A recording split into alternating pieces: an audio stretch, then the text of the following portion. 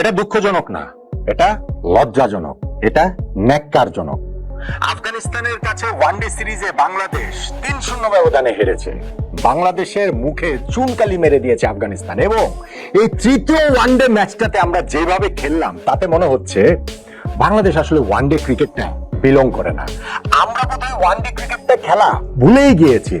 আমার মনে পড়ে না যে সেই 2004 পরে গত 20 বছরে এত বাজে ওয়ানডে ক্রিকেট বাংলাদেশ কখনো খেলেছে, কোন অবস্থাতে খেলেছে। আমরা মনে হচ্ছিল যেন একেবারে ওয়ানডে ক্রিকেটের শিশু হয়ে গিয়েছে। আফগানিস্তান আমাদেরকে নাচিয়েছে, একেবারে পুতুল নাচ করিয়ে ছেড়েছে।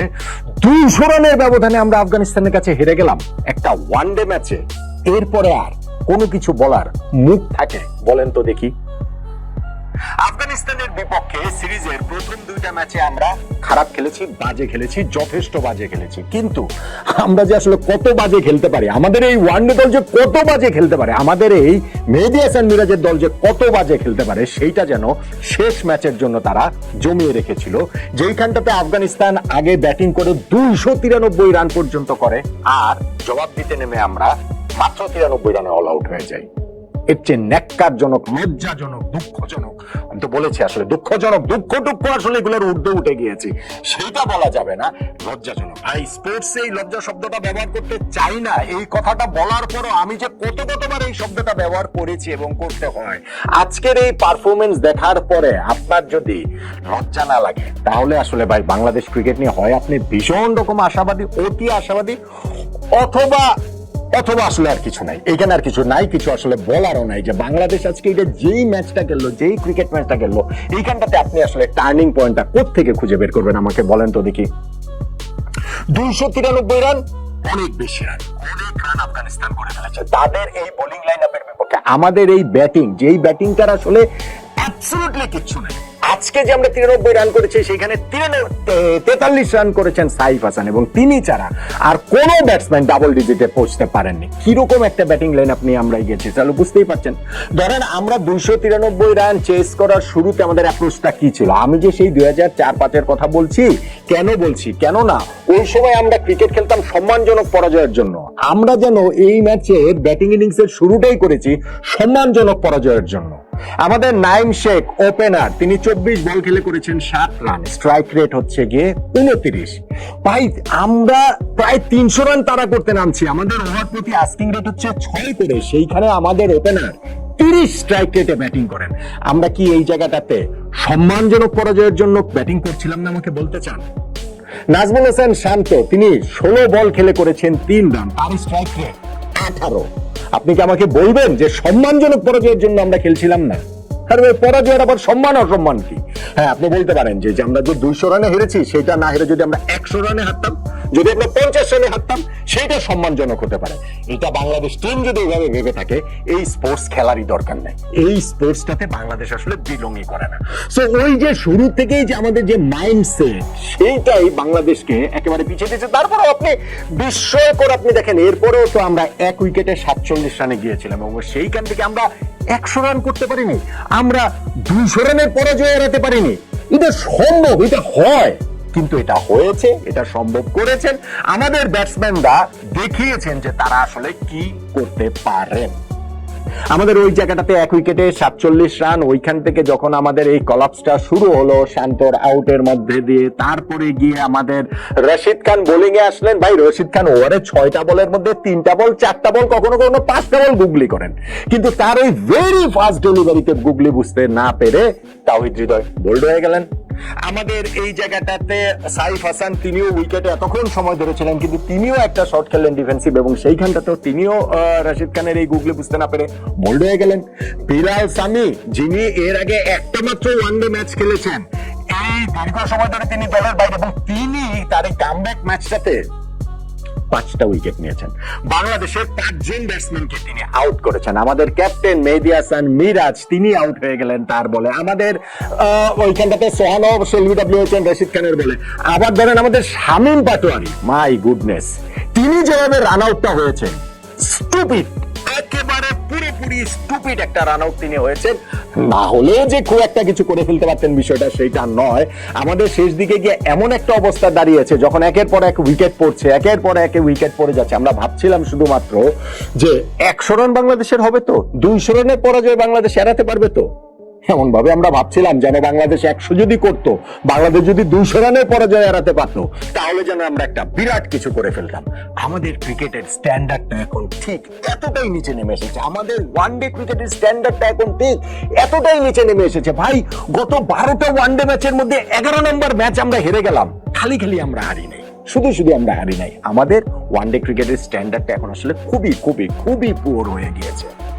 দেখুন, তার আগে যখন আমরা বোলিং করছিলাম সেইখানে আফগানিস্তান যে 293 রান করলো, সেই জায়গাটাতেও অনেকগুলো জায়গা রয়েছে যেখানে বাংলাদেশ আরো ভালো করতে পারতো, ডেফিনেটলি ভালো করতে পারতো। ধরেন ওদের ওপেনিং পার্টনারশিপে 99 রান হয়ে গিয়েছিল, রামানুল্লাহ গুরবাজ এবং ইব্রাহিম জাদরান। সেই পার্টনারশিপটা ব্রেক করলেন এসে তানভীর ইসলাম বামদের বাদ স্পিন এলবিডব্লিউ করলেন তিনি গুরবাজকে। তারপরে 30 ওভার শেষে ওরা এক উইকেটে 169 রানে পৌঁছে গেল, যেখান থেকে 300, 320, 340 হওয়াটাও অস্বাভাবিক না।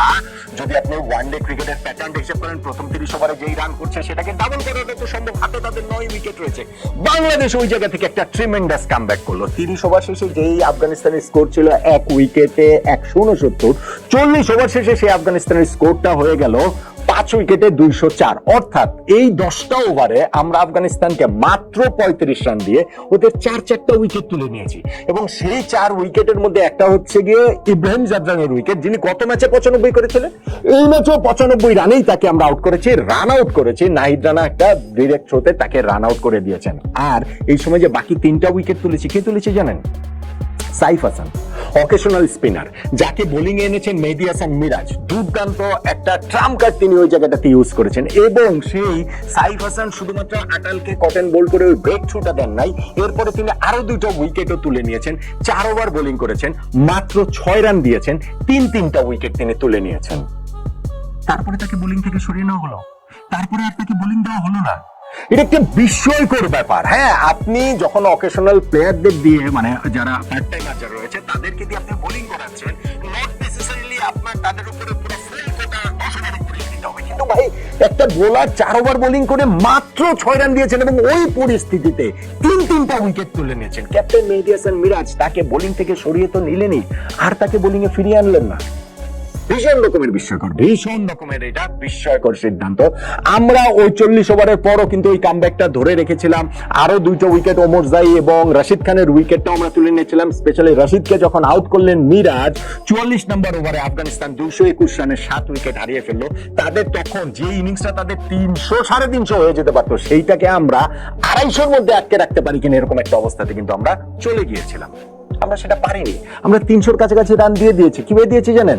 ওই যে 48 নম্বর ওভারে শেষ 2টা বলে হাসান মাহমুদ 2টা উইকেট তুলে নিয়ে ওদের স্কোরটাকে হচ্ছে গিয়ে 9 উইকেটে 249 রানে পরিণত করলো। ওইখান থেকে আমরা শেষ 2টা ওভারে, ওদের হাতে মাত্র 1 উইকেট ছিল, 44 রান আমরা কনসিড করেছি। 49 নম্বর ওভারে নাহিদ রানা 2-3টা বল করে তিনি ইনজুরির কারণে বেরিয়ে গেলেন। তার অসমাপ্ত ওভার করতে আসলেন আমাদের ক্যাপ্টেন মিরাজ এবং এসে মোহাম্মদ নবীর কাছে 1-2-3 ছক্কা খেলেন। লাস্ট ওভার হাসান মাহমুদ 3-4 একটা ছক্কা খেলেন। মোহাম্মদ নবী 37 বলে অপরাজিত 62 রানের একটা ইনিংস খেললেন। আফগানিস্তানের স্কোরটা 293 পর্যন্ত নিয়ে গেলেন। ম্যাচ শেষে অবশ্য মনে হয়েছে যে সেটা করার প্রয়োজন ছিল না।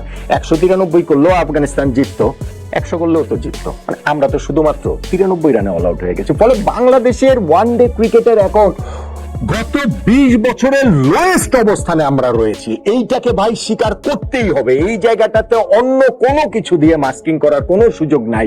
আমরা নানান কথা, নানান অজুহাত দিয়ে এইটাকে, এই ক্ষত, এই দগদগে ক্ষতটাকে ঢাকার কোনো সুযোগ নাই। সর্বশেষ 12টা ওয়ানডে ম্যাচের 11টা পরাজয় শুধু শুধু হয় নাই। এবং এইটা যদি ধারাবাহিকতা চলতে থাকে, ক্রিকেট বোর্ড যতই ওই জায়গাটাতে আগামী 1 বছরে আরো 24টা ওয়ানডে, এটা তো শেষ হলো, আরো 23টা ওয়ানডে ম্যাচ রয়েছে, এইসবের ফিক্সার দিয়ে সান্ত্বনা দেওয়ার চেষ্টা করলে হবেটা কি ভাই? যেই দল সর্বশেষ 12 ম্যাচের মধ্যে 11টা হেরেছে, সামনের 23টা ম্যাচের মধ্যে সেই দল আর কি ম্যাচ জিতবে? কিসের আমরা 2023, 2027-এর ইনফ্যাক্ট ওয়ানডে ওয়ার্ল্ড কাপটা খেলবো বলেন তো দেখি? টার্নিং পয়েন্ট, এই ম্যাচের টার্নিং পয়েন্ট। বাংলাদেশ যেই ম্যাচটা হেরে গেছে হচ্ছে কি 200 রানে, যেই ম্যাচে বাংলাদেশ 93 রানে অল আউট হয়ে গেছে, সেই ম্যাচের টার্নিং পয়েন্ট আমি পারবো না ভাই, আমি সারেন্ডার করলাম। বাংলাদেশ ওয়ানডে ক্রিকেট খেলতে পারে না, এইটাই বাংলাদেশের 200 রানে পরাজয় টার্নিং পয়েন্ট।